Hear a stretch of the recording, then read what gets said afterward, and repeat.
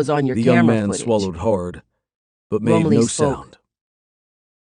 This The place, alien hunter took it out a isn't long, safe. saber-like knife, There are two which things hummed killing and then people. glowed blue. One is a wolf-like creature. Bending It's over the called dead a guzzler, rougarou. the hunter tilted up the The other reptilian snout, is- and then with a single sweep of the It's vibrating blue saber, crazy is what he it is. decapitated the kill.